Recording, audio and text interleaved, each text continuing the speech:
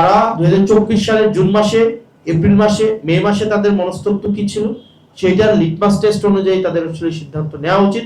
নচেত আমাদের দেশটা আবার পিছিয়ে যাবে এবং আমরা দিন শেষ হচ্ছে ক্ষমতার ভাগিদার হইছে, আমরা সুবিধাভোগী হইছি। দিন শেষে সাধারণ মানুষ এখান থেকে আসলে কোনো উপকার পায়নি। এটা এই নির্বাচন, এই হচ্ছে আমরা ফ্যাসিলিটেড হয়েছে, এই এই এই স্ট্রাগলের তারা কিন্তু দিন শেষে কিছুই পায় নাই। তারা একটা রাষ্ট্র চাইছে, যে রাষ্ট্রটা হচ্ছে কি আর বাসা থেকে তুলে নিয়ে হচ্ছে নাই করে দেওয়া হবে। চিন্তা করেন একটা ফ্যামিলি, উনি জানে না ওনার হাজবেন্ডের জন্য উনি কি মৃত্যুবার্ষিকী পালন করবে নাকি উনি আবার ফেরার অপেক্ষা করবে। মানে এর থেকে বাজে ফিলিং আর কিছু হতে পারে? উনি কি এটা গুম হওয়া একটা ফ্যামিলি, হাজবেন্ড নিয়ে গেছে, উনি কি মৃত্যুবার্ষিকীর জন্য উনি কি ওই যেদিন নিয়ে গেছে ওই দিন উনি মৃত্যুবার্ষিকী পালন করবে না উনি ওনার হাজবেন্ডের ফেরার অপেক্ষা করবে? মানে উনি জানেন না, মানে এর থেকে মানে বাজে ফিলিংস আর পৃথিবীতে কিছুই হইতে পারে না।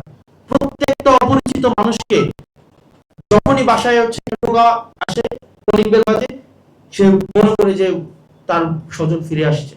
মানে এই স্মৃতি নিয়ে একটা মানুষ যে এখানে সবচেয়ে মানে আমাদের মানে অবাক হই, যারা সাফারার ছিল তারাই এখন হচ্ছে এখন এক ধরনের এই এই সংস্কার কার্যক্রম, স্ট্রাকচারাল সংস্কার কার্যক্রমকে সেটা বার হিসাবে তারা আবার হচ্ছে এখন ভূমিকা রাখছে।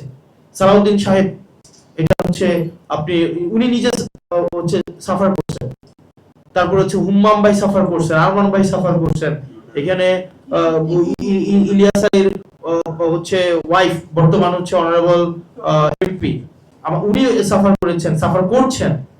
উনারাই এখন আবার এটার এগেইনস্টে যাচ্ছেন। মানে এটা খুবই ডিসগ্রেসফুল আমাদের জন্য, জাতি হিসেবে ডিসগ্রেসফুল, আমরা জেনারেশন হিসেবে এটা আমাদের জন্য ডিসগ্রেসফুল। আমি এমপি হইছি, কি লাভ হইছে বলেন?